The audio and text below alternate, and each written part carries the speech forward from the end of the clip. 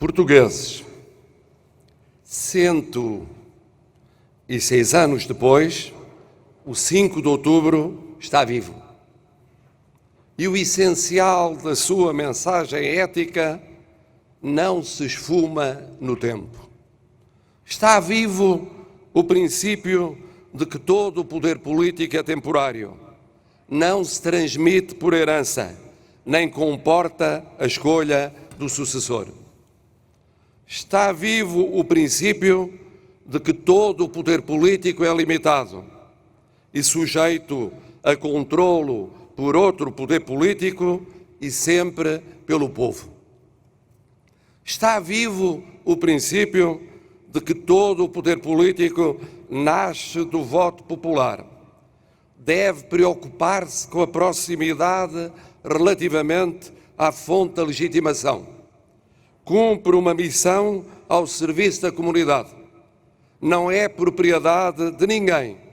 Pessoa, família, clã, classe, partido, grupo cívico, religioso, cultural ou económico.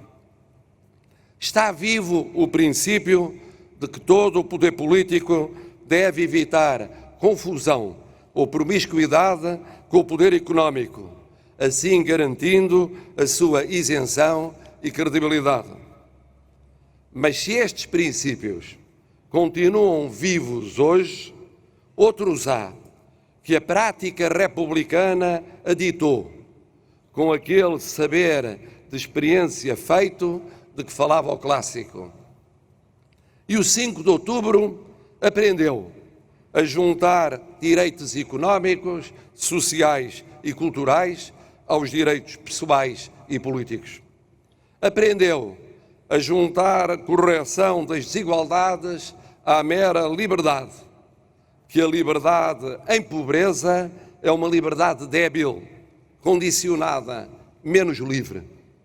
Aprendeu que separar as igrejas do Estado não é o mesmo que querer impor padrões que neguem a liberdade de crença e de religião. Aprendeu que liberdade sem democracia e sem Estado social é liberdade imperfeita. Aprendeu que democracia sem autonomias regionais e locais, sem descentralização e sem desconcentração, é democracia fraca e despida de participação cívica.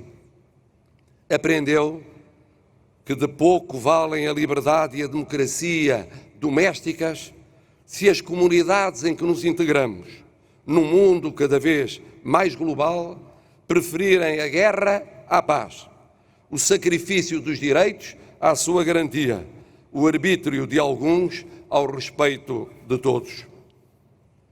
Mas se o 5 de outubro permanece vivo, por que razão ainda tantas portuguesas e tantos portugueses desconfiam da política, dos políticos, das instituições e escolhem a abstenção, o distanciamento crítico, o alheamento cético? Será porque preferem a monarquia?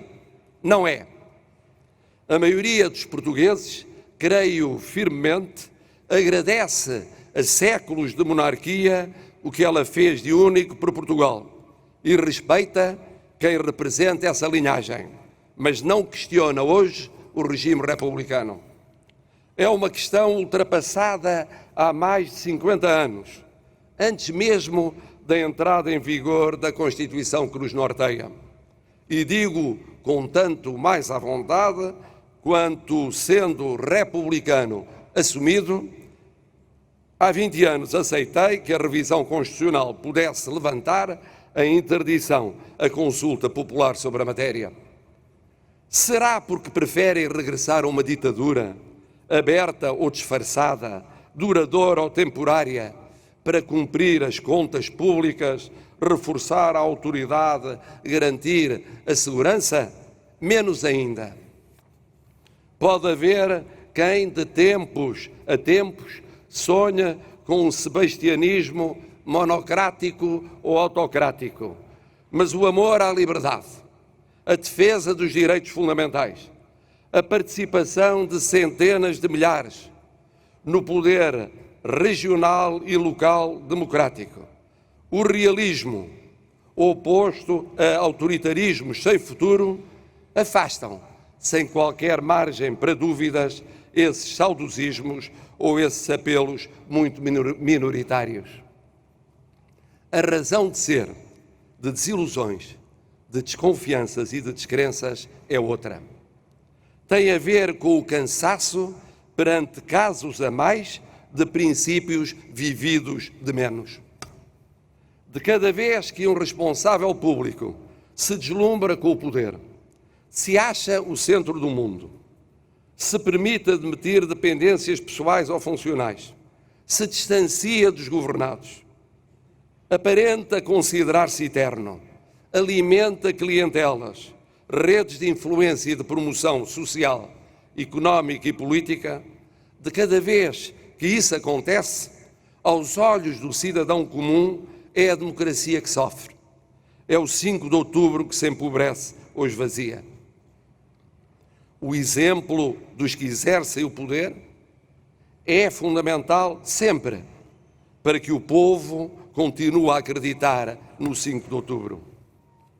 Nestes anos de crescimento económico lento, de saída da crise difícil, de prolongados sacrifícios para muitos, de incertezas na Europa e no mundo, celebrar o 5 de outubro não é apenas nem sobretudo, seja-se de direita, centro ou esquerda, voltar a fazer dele feriado, ou recordar 1910, ou homenagear vultos notáveis da República, o que é justo e pedagógico, é mais do que isso. É dar o exemplo constante de humildade, de proximidade, de frugalidade, de independência, de serviço dos outros, de todos os outros, mas com natural atenção aos mais pobres, carenciados, excluídos ou injustiçados. O 5 de outubro está vivo, mas só se nós todos lhe dermos vida, para que mais e mais portugueses possam rever-se na República Democrática, para que mais e mais portugueses possam acreditar em Portugal.